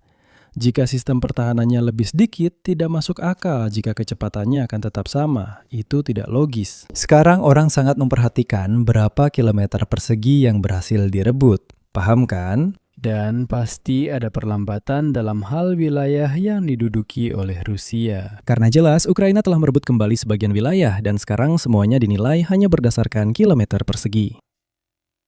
Dan saya bilang, maaf, tapi jika Ukraina merebut kembali 100 km ladang di sektor utara Julia, Kuliapol dan mereka mengambil kembali posisi mereka, sedangkan Rusia justru merebut Kostiantinivka, terima kasih. Kita bisa saja mengatakan bahwa Rusia telah merebut atau kehilangan wilayah, karena mungkin Kostiantinivka hanya 30 km persegi. Jadi, dalam grafik-grafik kecil itu akan terlihat seperti plus 70 di pihak Ukraina. Jadi, dia bilang ke Ivan, dengar dulu, aku kasih kamu daftar kriteria ini. Suruh mereka pakai kecerdasan buatan karena daftar kriterianya. Kamu harus mempertimbangkan medan, keberadaan sungai, ketinggian, keberadaan sistem pertahanan, dan koneksi logistik dari medan itu. Apakah ada wilayah perkotaan atau tidak? Gabungkan semua hal itu bersama-sama. 1 km persegi di Kostiantinivka nilainya sama dengan 10 kali lipat dari sebuah ladang yang hanya ada paritnya saja. Ini dari sudut pandang militer. Jadi, kami membuat sebuah makalah kecil yang nantinya juga bisa, katakanlah, dikembangkan lebih lanjut, yaitu tentang nilai strategis dari lahan. Dan mulai sekarang, dalam siaran langsung saya tidak akan lagi berbicara tentang kilometer persegi, tetapi saya akan membicarakan tentang kualitas dan nilai intrinsik dari kilometer persegi tersebut. Dari sudut pandang strategis, logistik, dan sebagainya. Jadi, coba kamu jelaskan sedikit, karena menarik bagaimana kita melakukan hal ini, ya. Pada dasarnya ini adalah ide dari Mirko yang langsung saya tangkap karena itu benar-benar cerdas dan brilian. Sebagai ide, kami telah membuat palantir yang bisa dibawa di saku. Pada dasarnya, kami telah membuat apa yang disebut sebagai ontologi. Jadi, kami mengajarkan kepada kecerdasan buatan elemen mana yang penting dan mana yang tidak penting. Kami menggunakan sebuah otak dan memberinya serangkaian petunjuk tentang apa itu sistem saraf. Maksudnya, mencoba melakukan sedikit seperti yang dilakukan Palantir. Oke? Jadi, pada akhirnya, apa yang telah kami lakukan? Kami memberitahu kecerdasan buatan untuk hanya menggunakan sumber-sumber yang kredibel, yang juga kami berikan penghargaan, dan kami memberikan, bisa dibilang, kartu kuning untuk hal-hal yang tidak dilakukan dengan baik. Dan kemudian terakhir kami mengajarkan kecerdasan buatan untuk memiliki kemampuan konsolidasi. Bagaimana kami melakukannya? Kami memberinya sebuah doktrin. Doktrin apa yang kami gunakan? Kami mengambil semuanya dari NATO, CIA, NSA, dan Berkeley. Jadi kami mengajarkannya untuk mengkatalogkan segala sesuatu. Jadi pada dasarnya itulah yang kami katakan. Apa saja hal-hal yang bernilai? Bagian logistik, kemampuan untuk mempertahankan juga wilayah itu, apa efek simbolis politiknya. Jadi jelas bahwa sebuah pusat administratif, kota simbolis seperti Sloviansk atau Kramatorsk memiliki lebih banyak painting seperti yang dikatakan Mirko di lapangan. Dan kemudian kami juga mengajarkan kepada mereka apa itu gesekan, apa yang bisa ditimbulkannya. Bahkan kemudian ada permintaan dari Mirko yang pada awalnya dianggap gila, tetapi ternyata sangat cerdas, untuk mempertimbangkan kemungkinan adanya pilihan irasional dari salah satu atau pihak lainnya. Kenapa? Karena meskipun tidak terlalu mungkin, itu masuk akal. Jadi kami juga telah mengajarkan kecerdasan buatan kami untuk berpikir di luar kotak, di luar yang normal. Jadi kami juga memberitahunya satu hal lagi. Kami memintanya untuk terus melakukan pembaruan. Karena jika kalian masih ingat, saat kita mempelajari apa itu large language models, yaitu otak-otak tersebut, model-model ini pada titik tertentu sudah dilatih, tapi mereka terhenti. Jadi mereka tidak memeriksa berita-berita terbaru. Ngomong-ngomong, Mirko mengingatkan saya bahwa di dokumen-dokumen ini, kalian akan sering melihat dia menyajikan versi yang diperbarui, karena sementara itu terjadi sesuatu. Jadi, sekali lagi, Konstantinivka, kenapa ini kritis? Kota itu belum jatuh, tapi kemajuan Rusia sudah sangat dalam. Di pusat kota ada garnison, dan garnison Ukraina sebagian terisolasi, karena Menggunakan istilah militer, ini disebut pengepungan operasional. Mereka tidak secara fisik terblokir, tapi ketika kepungan semakin rapat dan drone musuh beroperasi di jalur logistikmu, masih bisa masuk, membawa orang, dan sebagainya. Tapi secara operasional harus membayar harga kepada musuh di mana-mana. lalu kami juga mengatakan hal lain kepadanya. Saya selalu curiga dengan para analis yang bilang ini terjadi 93%. Coba saja sendiri apakah itu benar-benar terjadi. 93%. Jadi kami mengajarkan kecerdasan buatan kami untuk memberikan faktor kredibilitas pada sebuah berita. Jadi berita itu juga bisa saja sebagian benar. Ini adalah salah satu masalah besar saat ini, karena berita itu tidak hanya benar atau salah, tapi juga bisa hibrida, sebagian benar atau sebagian salah. Oleh karena itu, kecerdasan buatan kami juga memberikan faktor, skor seperti yang dilakukan oleh lembaga pemeringkat, misalnya Italia nilainya A+, B-, dan seterusnya. Jadi hal yang sama juga dilakukan oleh kecerdasan buatan. Lalu, seperti yang dilakukan Palantir, mulai mencampur semua data yang berasal dari segala sesuatu. Sumber terbuka, ada yang perhatiannya sedikit kurang, jadi perhatian kami adalah pada daftar putih dan daftar hitam. Jadi dari mana mengambil sesuatu. Jelas, jika saluran telegram militer Rusia mengatakan serangkaian hal, kita kurangi sedikit propagandanya. Tapi biasanya ada beberapa berita dan beberapa hal baru yang diberikan kepada kita, oke? Jadi ini adalah bagian dari kecerdasan buatan kita. Ia juga melihat media sosial, juga melihat X, Facebook, Telegram, dan lain-lain, serta melakukan hal lain. Kami juga telah memasang serangkaian alat yang khusus untuk keamanan siber. Jadi ia melakukan serangkaian pemeriksaan tertentu. Paket Kanelos milik kami, Paco Kanelo kami, itu buatan kami sendiri. Kami tidak tertarik dengan milik orang lain. Saya akan jelaskan dengan cepat bagaimana caranya, tanpa masuk ke terlalu banyak detail. Sekarang ini, yang digunakan adalah agen-agen, oke? Agen itu apa? Sesuatu yang menjalankan sebuah tugas, sebuah tujuan yang kamu berikan padanya. Tapi agen itu sendiri tidak pintar, dia hanya menjalankan tugasnya saja. Dia tidak berpikir, sedangkan milik kita berpikir.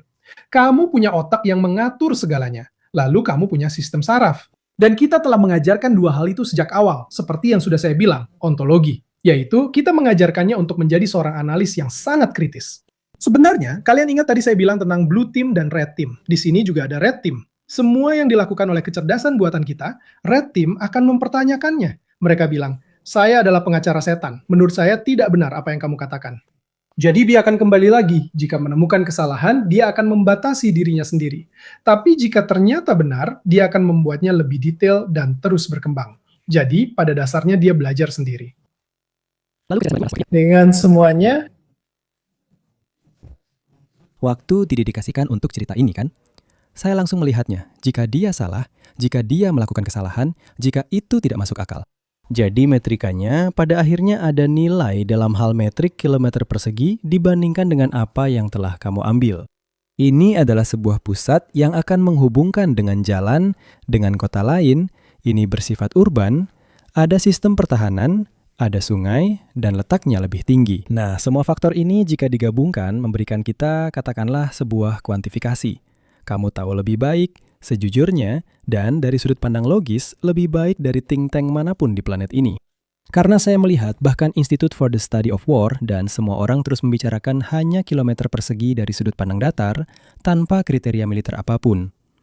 Lalu karena pada akhirnya, maksud saya seorang militer, bahkan pada Perang Dunia Pertama, sebuah bukit lebih dihargai daripada dataran. Dan hal ini selalu saya anggap aneh. dan lalu Mirko, jalan pergi, naik lagi ke atas. Kami akan menunjukkan sesuatu padamu. Metode apa Mirko Campochiari ada? Jadi pangkat NATO memberikannya sesuatu yang harus selalu dapat dibuktikan. Jadi kepada kecerdasan buatan kita. Apakah dia membawa referensi kepada kalian? Apakah dia menunjukkan bagaimana dia berpikir? Karena jika ada kesalahan, kita memberitahunya. Dan dia akan kembali dan tidak mengulanginya lagi.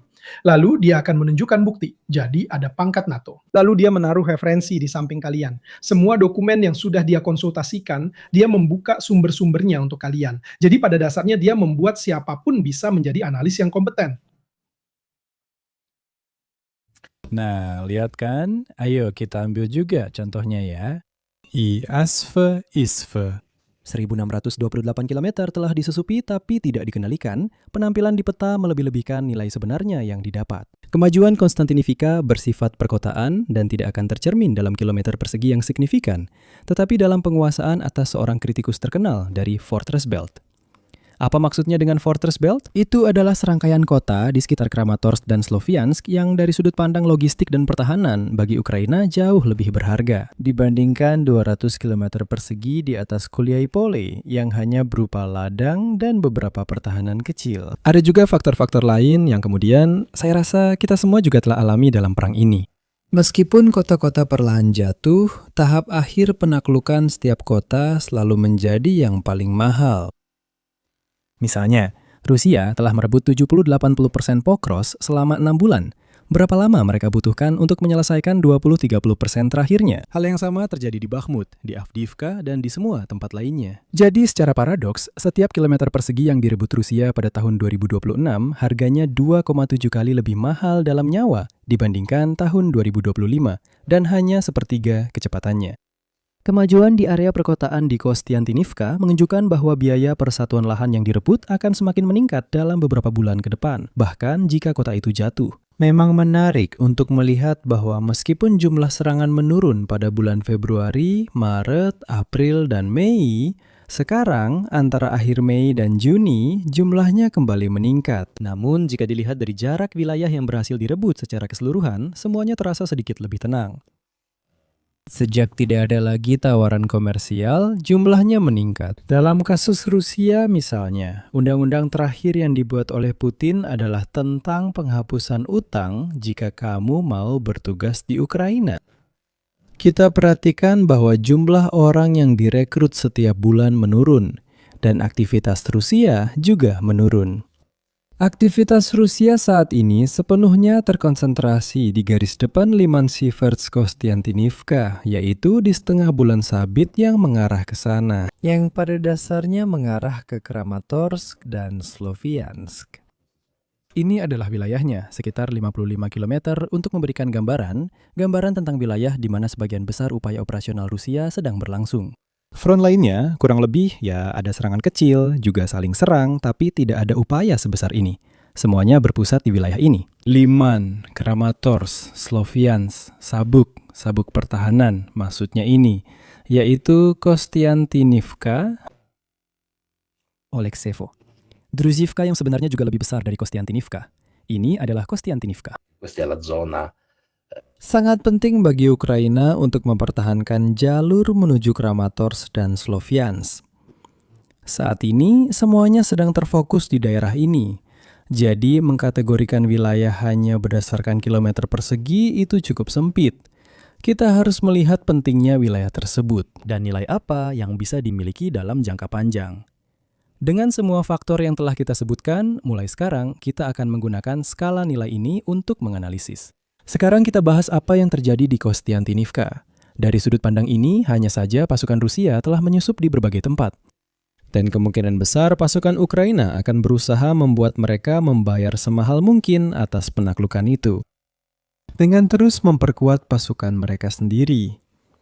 Apa langkah selanjutnya yang akan diambil oleh Rusia? Secara historis, bahkan ketika mereka berada dalam situasi seperti ini, biasanya akan membutuhkan waktu sekitar 2 bulan lagi untuk benar-benar menguasai sebuah kota. Sementara itu, ini adalah beberapa geolokasi dari Rusia, di mana mereka menyerang sebuah M113 milik Ukraina, yang di atasnya, jika saya tidak salah ingat, terdapat Kopkech anti-drone yang berada di sekitar sini. Jadi, seperti yang kita lihat, aktivitas interdiksi dari pihak Rusia sangat besar. Ini adalah geolokasi Rusia lainnya, karena ini adalah video dari operator drone Rusia yang menyerang posisi infanteri, seperti yang kalian lihat di area ini. Jadi kita tahu, setidaknya sampai yang bisa dihitung, mereka datang 1, 2, 3 hari setelah aksi, bahwa pasukan Ukraina masih berada di area ini. Di sisi lain, kita juga memiliki padanan geolokasi Rusia. Ini adalah geolokasi yang dibuat oleh unit yang memberitahu kita. Lihat, kami telah menyerang unit Rusia di sini. Jadi kita sedang membicarakan pusat kota, praktisnya kota itu sendiri. Di sini ada sektor industri. Untuk memberi gambaran, ada banyak sekali bukti. Ya, mungkin itu juga bisa jadi M113, mungkin buatan Italia. Di sini lagi, sumber Ukraina geolokasi mengatakan bahwa mereka menyerang infanteri Rusia dengan drone di area bawah sini. Jadi, kurang lebih kita tahu bahwa ada kelompok infiltrasi di hampir semua tempat. Lihat jaraknya, kiri kota, kanan kota, dan jumlahnya sangat banyak. Saya sudah memberikan kalian satu contoh, tapi di sumber-sumber kalian akan menemukan sangat banyak.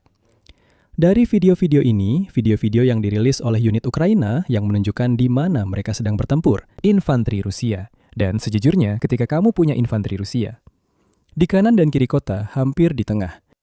Ya, itu berarti ini adalah kekacauan, sudah menjadi kekacauan perkotaan, di mana setiap jam mungkin berubah siapa yang menguasai apa. Tapi ini pasti situasi yang semakin memburuk karena itu tidak bisa dihindari. Rusia punya lebih banyak infanteri untuk dikorbankan dalam aksi seperti ini. Jadi, mari kita bahas apa yang mungkin terjadi selanjutnya. Katakanlah Rusia membutuhkan 2 bulan untuk membersihkan sepenuhnya Kostiantynivka, Pers, Kostiantynivka. Hal yang paling jelas adalah menuju ke Oleksevo, Druzhivka. Tapi bagaimana caranya sampai ke sana? Di sini juga tidak ada rasionalitas dan rasionalitas. Jika kita menganalisis medan, di sini saya mengambil analisis dari Plevra yang sebagian saya setujui karena secara pribadi saya tidak akan melakukan pendekatan seperti itu. Di timur, jadi di belakang Druzhivka.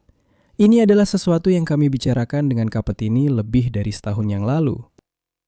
Namun belakangan ini, Ukraina telah mengembangkan garis pertahanan ini, sehingga serangan dari utara akan diganggu dari samping oleh unit-unit Ukraina.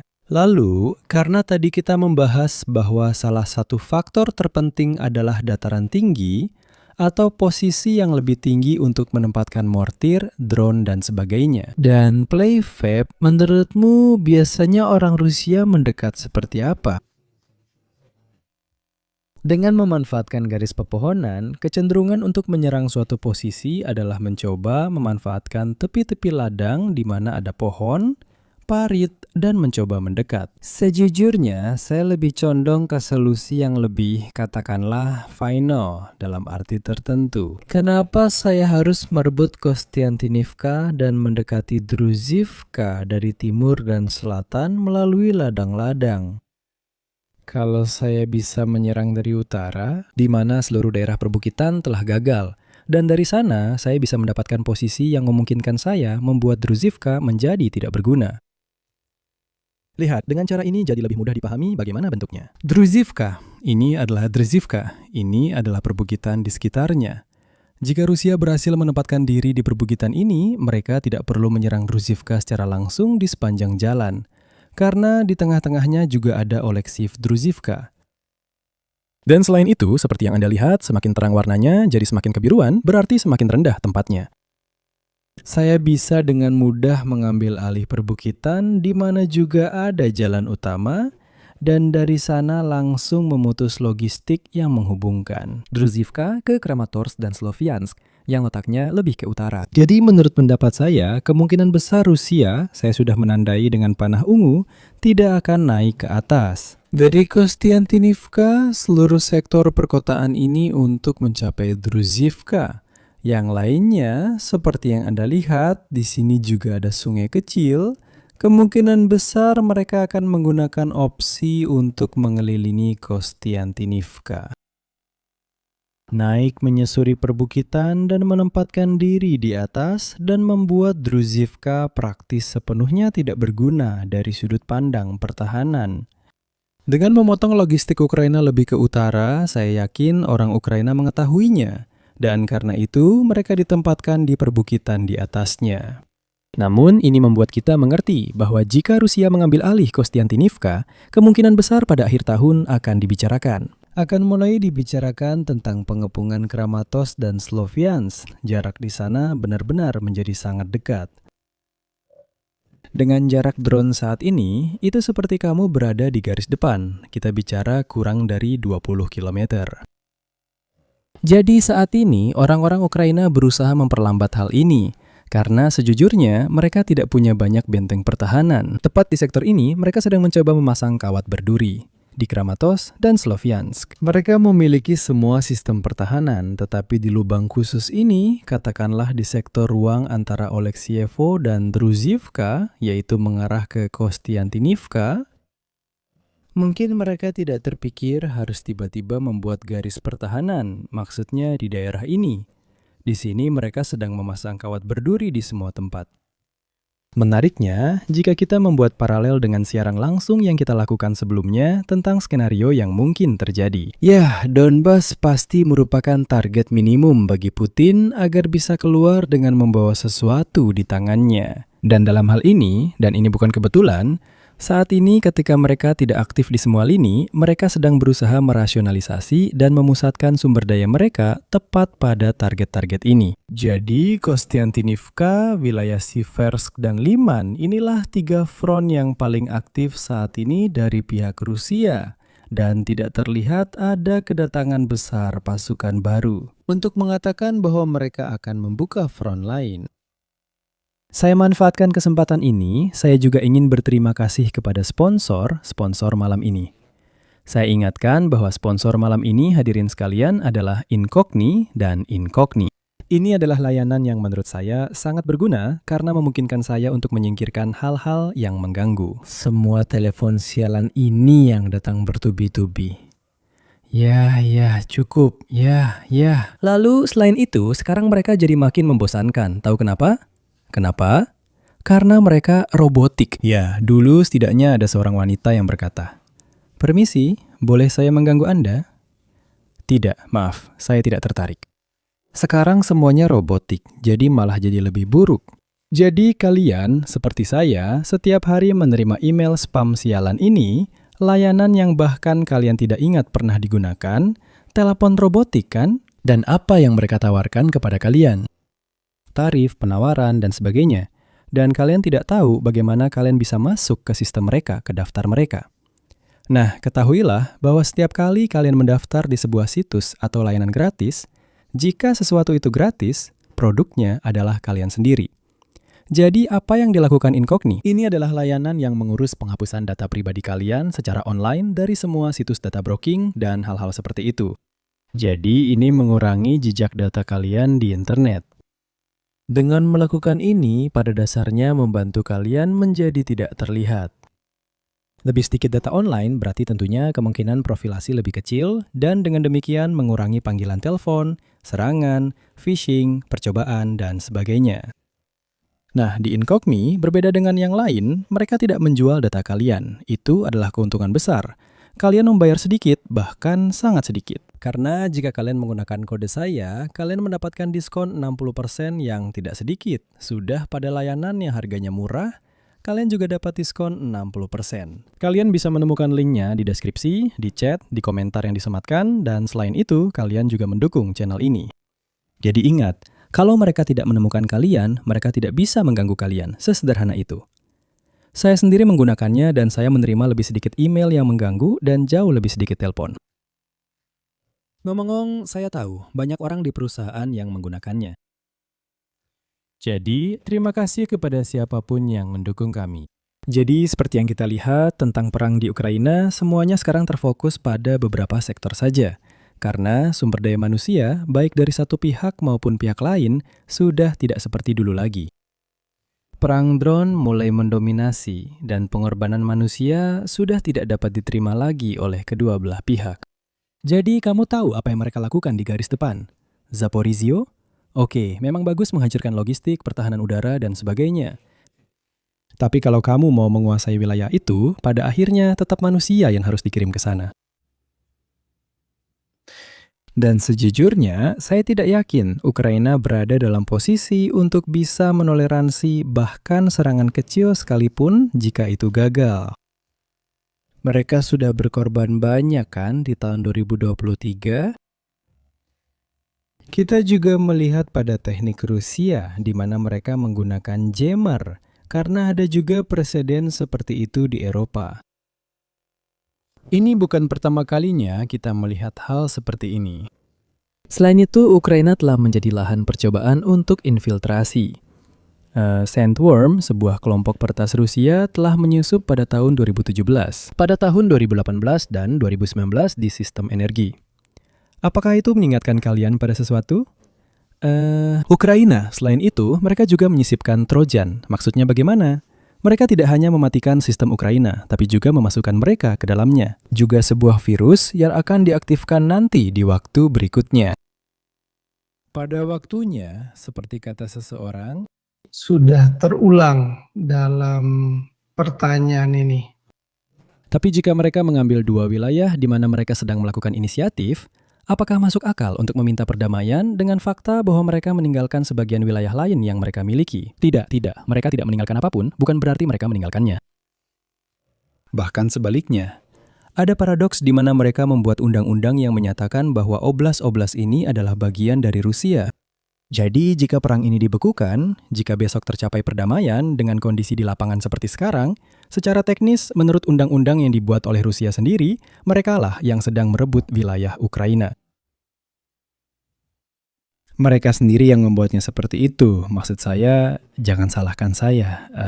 Jadi saya tidak percaya mereka akan berhenti. Saya pikir mereka akan mencoba merasionalisasi sumber daya yang mereka miliki, untuk setidaknya mencapai tujuan di Donbas dan menyelamatkan muka. Saya ingin menanyakan sesuatu yang saya baca, yang sangat menarik. Orang Rusia dari Roskomendo ya, yang sama yang dulu mengirimkan saya email ancaman yang terkenal itu kan, mereka sadar bahwa ini adalah masalah internal, jadi mereka ingin membuat VPN negara. Bam! Maksudnya, sebelumnya kamu yang jadi masalah. Lalu sekarang kamu mau bikin VPN negara. Kamu sudah baca ceritanya. Karena menurut saya, ini benar-benar jadi. Bukan berarti ini hal yang paling lurus di dunia, ya sudah, kita jangan ungkap terlalu banyak hal, karena nanti, tapi kalau kamu tidak bisa. Nah, kamu tetap bisa. Kamu tetap bisa menemukan di mana orang-orang berada, di mana alamat IP, dan semua hal seperti itu. Terlepas dari VPN. Semua perangkat kita memiliki jejak unik yang ada baik di ponsel maupun di komputer. Jadi mungkin kamu bisa membuat orang percaya. Tapi untuk membuat daftar atau untuk membuat daftar semua orang yang menggunakan VPN dan kemudian melihat, Jelas iya. Ya. Tapi saya tidak yakin itu seefektif itu. Di banyak tempat selain itu, baik di Iran saya rasa, tapi di banyak tempat ada banyak komunitas yang sedang menggunakannya. Sebuah teknologi yang diciptakan oleh John Dorsey, penemu Twitter, dan namanya BitChat, pada dasarnya menggunakan Bluetooth. Jadi tindakan keras di Rusia membatasi akses para pengembang ke GTA B dan Python, oke? Itu tidak terlalu masuk akal. Di sini kami hanya menjelaskan dua hal kepada para pendengar. Python ya, itu adalah bahasa yang digunakan. Sebagian besar pengembang menggunakan bahasa ini untuk membuat kode. GitHub atau GitHub adalah sebuah repositori. Jadi itu adalah arsip besar di mana semua orang, bahkan saya, punya repositori sendiri. Di mana semua orang yang bekerja dengan Ponte Aperta atau yang ingin membuat perangkat lunak bebas, meletakkannya dan kamu bisa mengunduhnya. Jadi kemungkinan besar berbagai fork itu maksudnya saya membuat varian saya sendiri dari perangkat lunak ini, dan sebagainya. Benar. Jadi kemungkinan mereka ingin memeriksa siapa yang mengunduh sesuatu, karena dari sumber terbuka, terutama jika kamu menggunakan Linux dan sebagainya, kamu bisa cukup lolos dari pengawasan. Tapi menurut saya itu sesuatu yang, ya begitulah, Linux, Figma, dan lain sebagainya. Tapi orang Rusia memang sangat hebat sebagai peretas. Saya juga tidak yakin itu menguntungkan bagi mereka. Kenapa tidak? Tapi komunitas Rusia yang serius, yang sangat terkenal karena membajak semua game, musik, dan apapun selama 30 tahun tidak ada masalah. Saya rasa ini lebih ke hal yang lebih rendah untuk orang-orang biasa. Tapi di sini mereka berbicara dengan para pengembang. Badan Regulator Federal. Badan Regulator. Pemerintah berencana membuat VPN negara yang terintegrasi untuk para pengembang perangkat lunak Rusia yang kehilangan akses ke arsip luar negeri karena pembatasan internet. Dana-dana Rusia telah diundang untuk bertemu dengan fungsi baru yang dibuat untuk mereka. Orang Rusia dan Tiongkok sangat membutuhkan untuk berada di internet yang sama dengan kita semua. Kelompok Rusia, Lockbit. Ada satu yang sebelumnya bernama Conti dan sekarang bernama Raknek. Mereka punya semacam waralaba seperti McDonald's. Anak-anak muda membeli atau diberi buku panduan tentang cara menyerang dan mereka menggunakannya untuk menyerang. Jadi mereka sangat membutuhkan untuk berkomunikasi dengan orang-orang di luar Rusia. Mereka tidak akan mengisolasi diri. Itu hanya berita yang disebarkan. Mereka jauh lebih pintar daripada yang ingin mereka buat orang percaya. Tetap saja lucu melihat bahwa mereka yang menciptakan sensor internet sekarang berkata, ya, mari kita lihat alat untuk menghindari sensor kita sendiri. Tapi kenapa tidak dihapus saja sensornya? Berbaringlah. Cara mempersulit diri sendiri. Hidup, bukan? Melewati yang rumit untuk sampai ke yang tidak berguna. Yang tidak berguna itu benar-benar sebuah tingkat. Tidak, tapi mereka benar-benar membutuhkannya juga untuk menghasilkan uang. Mereka menghasilkan banyak uang, 8-9 miliar dolar per tahun. Mereka akan mendapatkan cukup banyak uang dari semacam pilihan ini. Kalian pikir apa? Kalian tidak percaya kalau mereka memberikannya secara gratis. Saya bercanda. Tidak. Rusia akan mabuk. Jangan percaya. Satu putaran terakhir lalu kita tidur. Seperti yang kalian lihat, sektor-sektor lainnya kurang lebih masih relatif tenang. Maksudnya setelah merebut Pokrovsk, Rusia telah merebut Greshina. Dan dalam 1,5 hingga 2 bulan terakhir, selain beberapa infiltrasi kecil, tidak ada yang terjadi. Tidak ada apa-apa yang terjadi. Memang, kami bahkan tidak mencatat adanya rotasi besar. Sektor lain di mana Rusia menjadi lebih aktif adalah sektor di mana awalnya Ukraina. Dalam beberapa bulan terakhir, mereka telah merebut kembali sebagian wilayah di utara, dan belakangan ini Rusia mulai memperkuat sedikit wilayah di utara Kuliai Pole. Perlu diketahui bahwa mereka sudah 6-7 bulan berada di sungai ini, dan belakangan terlihat ada beberapa infiltrasi yang sedikit lebih dalam. Ini adalah garis depan di mana Ukraina gagal. Orang-orang Ukraina mencoba menciptakan masalah di sisi-sisi karena di garis depan inilah Ukraina lebih aktif baik di kanan maupun di kiri. Dalam arti apa? Jika di satu sisi mereka menyerang Kamiansk di tepi sungai Dnieper, di sisi lain mereka mencoba menyerang posisi ini dari samping posisi Rusia ini. Sejauh mereka semakin mendorong ke barat Kuliai-Pole, maka semakin besar kemungkinan serangan balasan. Ukraina yang lebih ke utara membuat mereka terekspos di sisi samping. Ini pada dasarnya hanya dua area di mana Ukraina mencoba melakukan sesuatu secara ofensif. Ini sangat lokal, tapi saya memperhitungkan fakta bahwa Ukraina sangat aktif di daerah ini. Terutama di sisi, di mana sekarang Rusia sedang menekan, dan mereka sangat aktif di garis depan Kamiansk. Kebetulan, itulah garis depan tempat mereka menghancurkan semua sistem anti-udara, tempat drone menyerang jalan, dan sebagainya. Unitas penyerang paling mobile, paling gesit, dan sebagainya ada di wilayah ini. Saya tidak percaya mereka akan melakukan aksi ofensif besar-besaran atau semacamnya, tapi ini juga bisa punya makna ofensif maupun defensif. Dalam arti, ini menciptakan begitu banyak masalah sehingga kamu harus mengalihkan perhatian. Pasukan dari tempat lain untuk membatasi upaya ofensif Rusia di wilayah Donetsk. Ini bisa menjadi alternatif dari upaya ofensif yang sebenarnya hanya sekedar seperti perangkap lalat kan? Mencoba menarik perhatian. Itu yang tidak terjadi. Tidak terjadi di Kursk. Kursk jelas merupakan upaya untuk melihat apakah Rusia akan memprioritaskan pertahanan tanah air dengan mengorbankan wilayah ofensif lainnya. Sebaliknya, mereka memilih, dalam tanda kutip, untuk tidak peduli dan melanjutkan dengan perencanaan mereka. Dengan mengetahui bahwa bagaimanapun juga, pasukan Ukraina tidak akan bisa maju terlalu jauh mengingat jumlah mereka yang terbatas. Jadi itu adalah sebuah risiko. Dalam tanda kutip, risiko itu sudah diperhitungkan, terlepas dari kerusakan citra tentunya. Karena sejak Perang Dunia Kedua, tidak ada yang menginvasi Rusia. Karena sekarang, dan juga sejak Perang Dunia Kedua, tidak ada yang menyerang Moskow. Tapi itu juga menarik melihat bahwa ada begitu banyak kesamaan. Faktanya, mereka sangat tertarik dengan kesamaan-kesamaan ini. Ada banyak kutipan di dunia Rusia dan Ukraina, tapi terutama di Rusia terkait dengan referensi pada perang patriotik besar.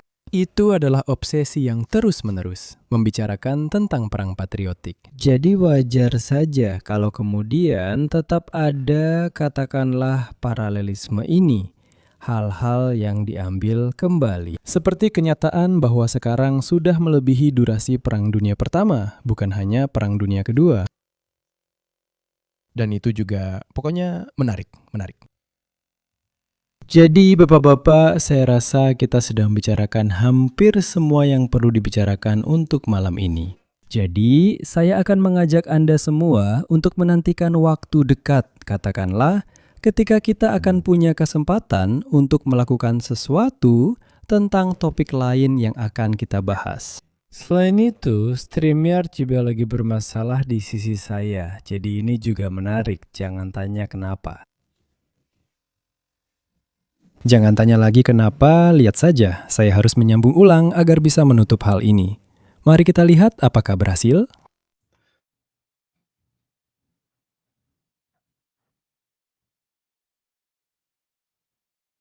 Kita tunggu saja, dan sepertinya dia sedang mencoba menyambung ulang, jelas sekali.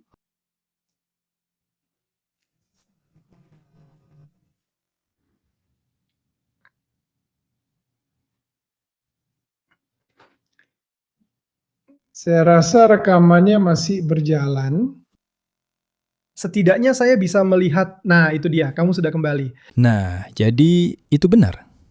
Ya, kita bisa menutupnya karena StreamYard tadi error.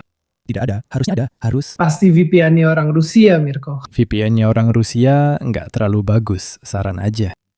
Lupakan saja, jangan beli yang tiruan. Jadi terima kasih banyak untuk Ivan, terima kasih juga untuk kalian semua. Sumber-sumbernya bisa kalian temukan di deskripsi. Dan tentunya kita akan bertemu minggu depan untuk update bersama Moro, Kapitini, dan yang lainnya. Boa, selamat malam. Selamat malam semuanya, selamat malam.